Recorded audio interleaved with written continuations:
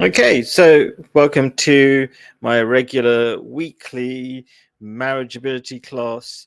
One of the key problems people have is confidence in finding another partner, a wife. Um, Something goes wrong in one attempt to find a potential partner, and people are upset for a whole decade. That's not confident, and people are scared of approaching people, etc. There's so many problems related to confidence, and it's really sad that men, especially, are not pushing themselves to be confident and find a wife. They are making lots of excuses like, oh, I don't need to find somebody, I'm fine being lonely. And that's actually a sign of lack of confidence. I'm going to talk about the three things very quickly that will help you be confident. And I'll summarize that in a few words, quite frankly. Be clear, be good, and be consistent. So if you're not clear, like most Westerners are, in terms of what they need, what's right, what's wrong, and religion teaches you what's right and what's right and what's wrong for you, so that you benefit. Like, God doesn't need anything from you; he just tells you what's good for you, and that's considered right. Yeah. So if you're clear about what you need and what you should be doing, only then can you be clear about what you're aiming for, and therefore you can be confident. But if you're confused, you can't really be confident. I mean, you could be confident to some extent while be confused, but that's really dangerous. Like, you could be going in the wrong direction. So you don't want to be confused and confident, even if you could be. Some people are sort of confident, but they're not. So you need clarity. You need to be good as well. So people don't understand this basic thing about human beings, that we need to be good. That's how how human beings function. If you're not good, you won't like yourself, and you'll be kicking yourself. Your conscience, you don't really get to control your conscience. If you're bad, your conscience will kick you from the inside, and you can't really be confident if you're being beaten up from the inside. You can't be tough and feel in control if you're beating yourself up from the inside. And then consistent. So why is that important? Because most people want to achieve everything right now. They don't have patience. Okay. And by the way, you might be wondering, what's this stuff on this that I've written? These are the summary notes that I provide for all my little lessons, um, where it points to a verse of the Quran which I get inspired by to explain all these different things. And most of what I'm saying is based on one word in this particular verse called patience. And patience is actually, as I've written down in the description below, or the document that's linked in the description below, can mean these three different things, including steadily adhering to reason and the law as in God's law. So God's law makes clear what is right, what's wrong, and reason does the same. If you follow reason, you will lead to God's law anyway. It's not like it's just a belief. So you can look into that document. But anyway, let's get to the last bit, the consistent bit. So a lot of people don't have patience. They want to achieve everything right now. And if you try to climb a mountain in one jump, that's never going to happen. It's going to take loads of steps, one step after the other.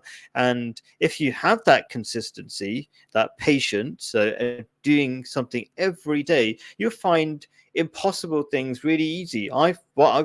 People consider most of what I do really difficult, and I do it without any difficulty, but I don't feel the strain, as it were, right? So I want to get married. What do? Okay, go to Africa. Step one. Then meet some people. Even if they say no, it's like, okay, what's the next person? What's the next country I'm going to go to? I'm going to have fun going to the next country because I'm clear about what I want to do. I know that I should get married. It's the right thing to do, right? I've already got one wife, but I need another wife. So it's a long story. Like I'm alone in this second home that I've got for whatever long reason, right? So I'm clear about what I need to do, and then that makes it easy just to keep going. It's like, okay, I'll just keep going to another country, do another thing, whatever, until I find the right person. And I'm always doing good things for other people, right? Teaching free lessons to my younger brother. My younger brother's daughter, for example. I'd like just there's endless things that I keep trying to do for whoever I'm around, right? It's good for me in a selfish way that it builds up my self-esteem, which is to do with confidence. You can't trick your conscience.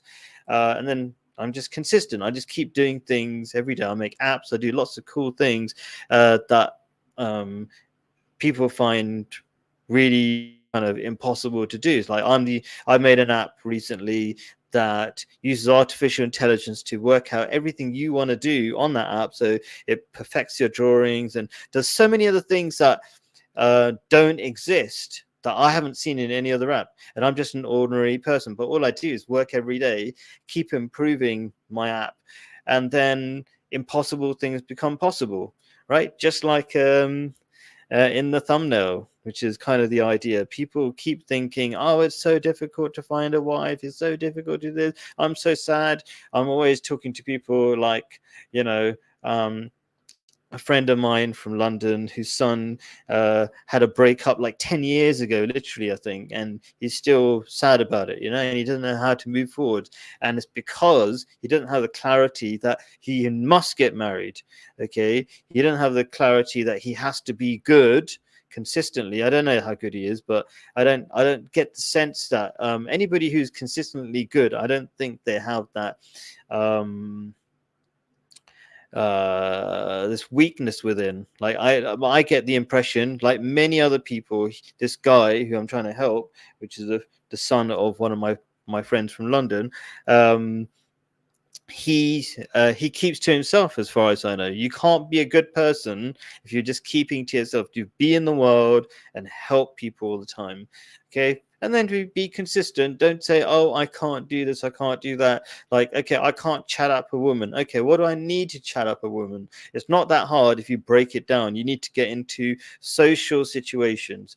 Women want to be chatted up. They want to get married. They want to have relationships. Okay, you want it as well. So if both sides want it, it's just a matter of just making it happen step by step. So find social situations where you can meet people, for example, and then think of the little things that you might say to the person. How would you think of the right thing to say to the person? What you do is spend time being nice to that person, finding out their interests and needs, and then eventually you'll kind of find a thing to say to them. And if you really want, I did it a couple of times. I'm not really experienced, right? And I managed to find lots of women who are interested in marrying me, right? And that was in Ghana recently. But there's like, it's not complicated if you break down the problem. And I'm happy for you to join in the stream, by the way. Like I put the link. Oh, is the link not there? I thought there was a link I put out.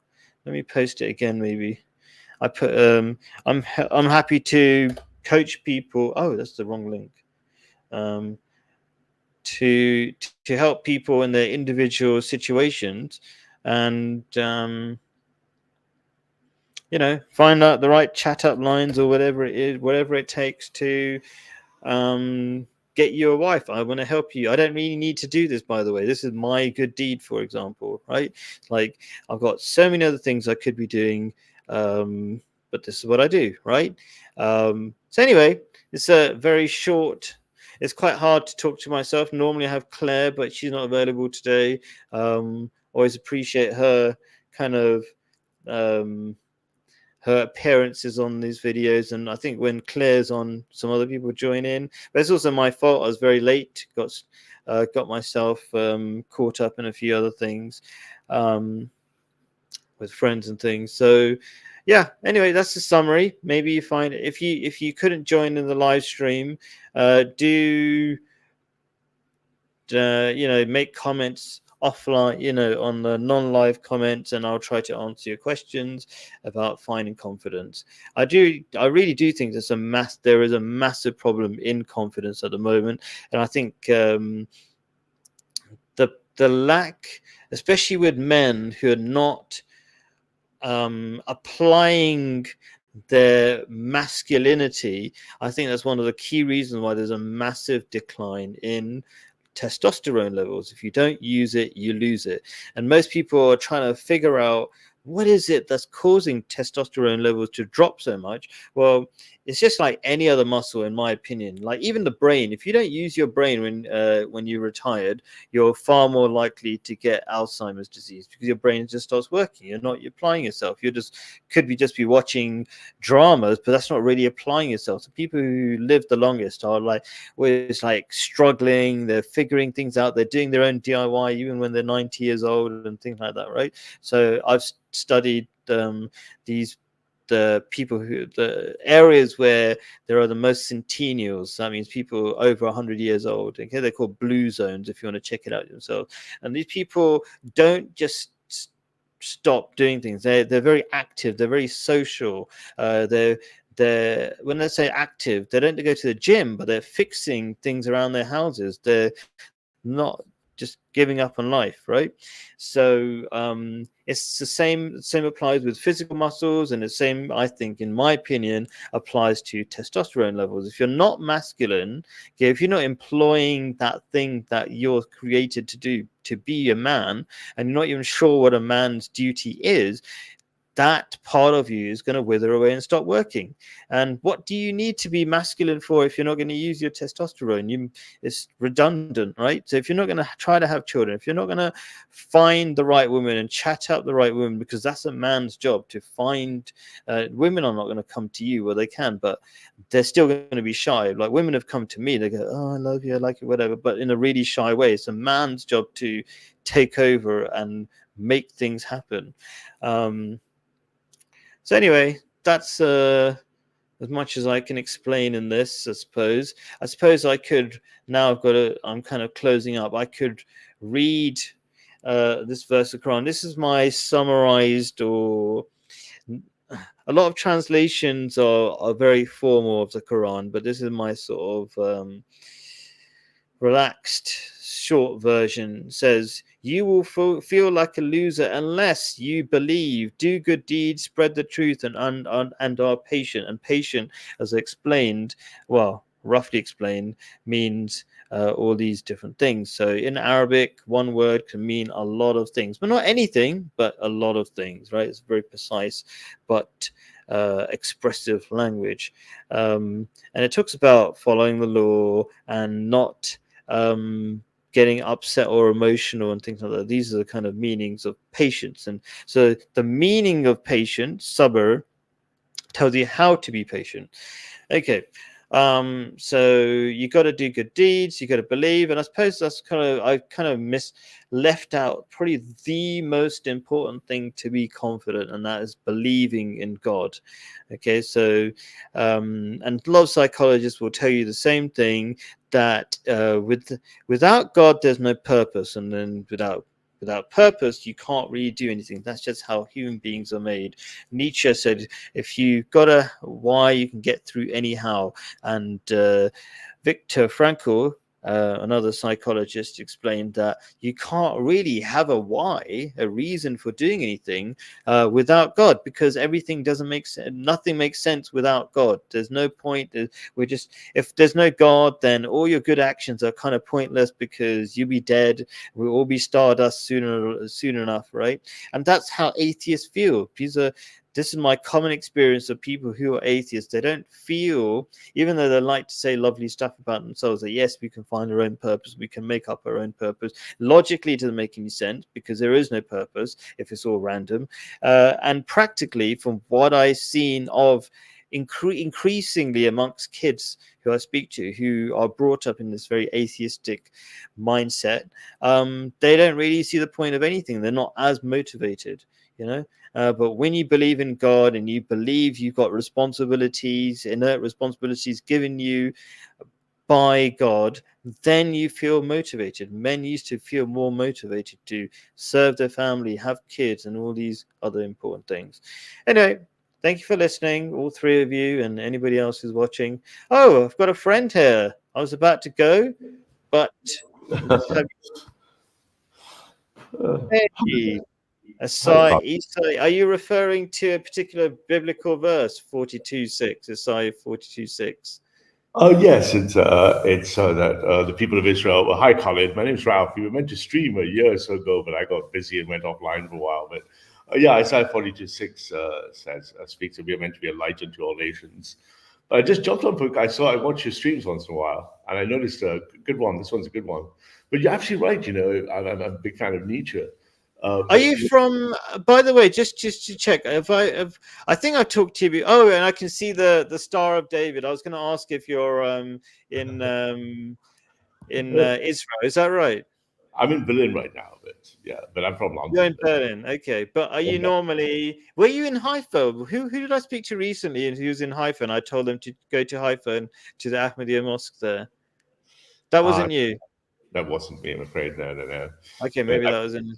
I picked this up because there are a couple of interesting points there. Of course, if you don't believe in Hashem, then things become futile. And I think Nietzsche said specifically that eventually, I think he's right about the state of the West, that eventually atheists tend to drift towards nihilism, right? Which is the Latin of Absolutely. nihil, of nothing. And you see them and they have no purpose, no sense of anything. So marriage and love and all these things seem superfluous, right? It's just, if you don't believe in the creator, then the creation's of little value, right? That's fair. Absolutely, and marriage is hard work. People are realizing. So anything Uh, that's even remotely like hard work is like, oh, give up, right? oh But if yeah, you believe in God and you know marriage is not a pointless thing where it's not just for sex, but actually to develop yourself. In Islam, marriage is half a faith because you develop yourself, you develop patience, you develop kindness, and so many other things. Do you know what I mean? I mean, sometimes I met my superior half in 1992, and I keep joking and say I'm not going to leave her. I want to see the light go out of her eyes when she's 90, right? I want to make it right to the end, right? So it's a very long journey. It's not an event or something like that, right? It's not. Hmm. Uh, Why it's do you? This is a course about encouraging people to get married. Why do you feel that it's important to be married? I'm going to ask you a few questions. So that will be one. because I believe God created a man and a woman to be conjoined to create the next generation. So I think it's a direct instruction from God that we should live good lives, and to do so, you should be married and raise children. So, Cool. so yeah, it's a bit of God. Yeah. So, I mean, keeping the human race alive is pretty important. And I think that's why God makes sex quite enjoyable because he wants to help you think, yeah, do that thing, right? That's nature talking as well. But I think, do you agree that marriage makes you a better person? I think it makes you a much better person because it makes you stronger and more resolute. You're no longer, there's one half of my family is Indian, and in the Indian mythology, though I'm not a Hindu, other side is not Indian. Is Yeah, they said that when you're a young child, you're born as a dependent, and you struggle all your life as young to be independent and to break away from your family, and then you realize in the third phase of your life, the stronger thing is to be interdependent because people interdependent can actually achieve more than independent people. And marriage is the ultimate form of interdependence, where you are dependent and you're stronger than if you were just independent. I'm sure you and your wife would be less strong if you were independent of each other, but being interdependent creates a stronger unit. Absolutely. I think I know that's what makes the human race so powerful. Because if it wasn't for language and our communication skills, we would be weaker than all the other animals. Monkeys are more stronger than us. They're faster than us. They've even got better short-term memory than us. All sorts of things like that. It's our ability to communicate and work together that makes us so powerful. So, Absolutely. I and think a that's lot. just the first ring, isn't it? Your ability to be in a one-to-one relationship with your wife is the beginning. Then you'd have a family, then you have community. But if you can't start from the beginning, which is what have a relationship with another person, the rest of it breaks down. And Yeah, that's what we're finding in the society. West has this idea that love and independence and being yourself and be just yourself is superior, and it's false because I remember my dad's father, God bless his soul, has passed. My dad's sister, sorry, has passed. God bless his soul, has passed away a long time ago as her husband. And when I was a little boy, I asked her, I think I was 7 or 8. I said, "Oh, do you love your uncle?" And she smiled at me and said, "A promise of love is something that means nothing until it's delivered at the end." So this idea, Absolutely. right? This idea that I love you forever, it means nothing until the end of the story, right? Which is, look back, I think those quite wise words, right? Because they were married for 74 years or something before they both passed. I But then, totally agree, because I think people mix up this idea of romantic love, which is very temporary. It's like, oh, I love you. You look at your nose is perfect, your eyes are this. But real love is kindness. It's really that simple. yeah, It's it like is indeed. consistently be doing something for the other person. Yeah. So anyway, I apologize for not being able to stream about a year ago when other things took over and I've been offline for about a year. But I'll email you sometime. Maybe we can have a longer stream about computer science and politics and interesting things like that. So, and I'll let you get on with your evening. So God bless. The connection was a bit weak for a bit, so I couldn't fully understand what you were saying. Could Oh, you? I apologize. But I was meant to stream with you about a year ago and about politics and computer science and all that sort of stuff. And I didn't. So I was just apologizing once more. And I'll try to email you and maybe we can set up a stream on interesting topics like that if you like. So. Is it my side? I don't know what's happening. It's all coming crackling. The sound's crackling. Okay, dokes. But let's talk about confidence. Let's just your picture's nice. I can still see you. Let's talk about confidence. And I was thinking, I get the sense that people in the West, especially men, are seriously lacking in confidence. Like they're not like, I don't know if you know some of the statistics, but 50% of men under 30 are not in relationships, right? That's really shocking for me. So what does that mean? From the people I used to ask when I was still in London, right? They would say things like, "Oh, we don't want to be in relationships, or it's just too hard, or whatever," right? Either way, you're lying to every human being. Needs to be connected as part of our fabric. Like we need to be connected. We get depressed. That the biggest killer in London is loneliness. So connection is incredibly important. So you're lying to yourself, right?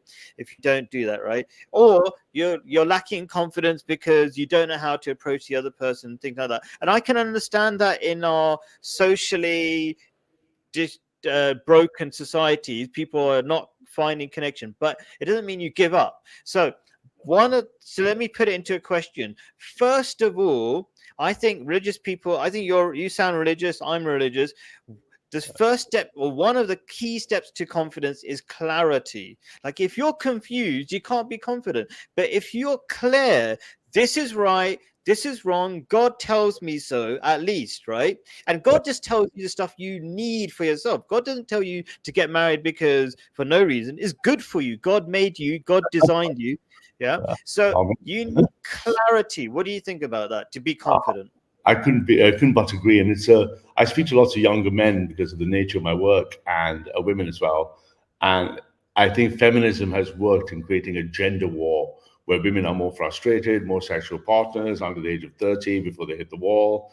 Men are not just losing confidence, they're losing belief that there's a thing as a relationship. They're turning to hideous creatures like Andrew Tate or some sort of misogynistic substitute for what real men should be doing, which is finding a woman, providing for her, marrying her, raising a home.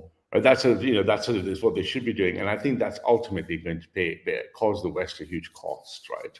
It's going to be something where as you look at religious, cultures of faith, Islamic cultures, Hinduism, Judaism, they have strong nuclear families at the core of their society. Right, and that comes from faith, right? You don't see very many single people who are in Hindu families or single people in proper Jewish families. You definitely have traveled around the Middle East, don't see much of that in the Middle East, right? It's where the faith is lost, the family structure crumbles, and then they turn to opiates, TikTok, all these kind of alternatives for the real thing, right? Okay, let's talk about that. Let's go into that a little bit, because I agree and disagree. Maybe I'm not sure if I disagree, because I like a lot of what Andrew Tate says, but I think maybe we might maybe have heard different things. So I'll just say one thing that I think is core to the Abrahamic faiths, right? Or at least Judaism and Islam, but a lot of Christianity is watered down, so they don't have this so much, but it is in the Bible, is that men should lead. Like, men should lead the family. It doesn't mean they're dictators or horrible people, because they're supposed to be kind leaders, obviously, right? I mean, it goes without saying, really, but nowadays we kind of have to repeat these obvious things, right? And Andrew Tate, one of his things is, a relationships need, what did you say, something like every a ship needs a captain, so does a relationship, Yeah, I right? think I You agree. need one person in charge. I don't have any problem with leadership. I don't have any problem with hierarchy. I don't believe men and women are equal. I disagree with Tate because he doesn't come with honor and virtue in that. He comes with selfishness, right? And the things he performs are fairly ungodly living. So I'm not going to ever rate him for that unless he changes his worldview. But the things he asks is saying, it's not really his to say. They're coming from the Torah. They're coming from the Quran. They're coming. Their wisdom is not his wisdom. It's wisdom he is relaying that has been given to us for centuries. We know these things, right? I always laugh with my fairer half. I know which way we're going. I know where we're going to go and go, but I don't know what works in the kitchen, right? I'm not the master of the kitchen. She is, right? So in many ways, men and women have different roles and they have different domains of which they should be, But ultimately, God created man and women and children and the animals in a hierarchy, and that hierarchy is virtuous. It is a good hierarchy, as long as the people are participating in a virtuous fashion. Right? If they're not, then it's an abusive hierarchy, right? So, which is my take on that. So, but I think you were going to wind up, so I'll let you get on with it because I need to dash off for dinner anyway. And I'll drop you an email. Thank you very much for joining. Yeah, no worries at all. God bless. Take care. Join another time. Bye. Salam. Shalom. Okay, so it's always really useful to have a bit of back and forth to develop or discuss ideas. So thank you very much. I didn't catch his name, but he was clearly Jewish, but from a Hindu background as well. So anyway, if you do have any questions, do post them in the non-live comments or jump in right now if you want, but I'm about to go right now in a few minutes. Do post your questions, or if you disagree with anything I've got to say, I've had to say here. Do you disagree that you need clarity? Do you disagree that being good is essential for confidence? Do you disagree that you need to be consistent so that you don't give up on tasks, right? So if you want to talk to a woman, you need to break down that task. You just can't turn up to see any woman you see and start talking to her. You could, but you're going to lose confidence because that's probably not the best approach. You're just a weirdo that lady has never seen before. How about going into social situations where that lady can get to know you and feel confident around you and doesn't feel that you're some sort of psychopath, and then you've got more chance of asking her out and things like that. From my experience, from the little experience I've had, just being nice to people, women are automatically drawn to me. So that's just my experience. So I don't think it's too difficult. You just have to break down the task into steps, as well as being a good person, as well as being clear about what you need to achieve. Thank you very much for listening. Bye.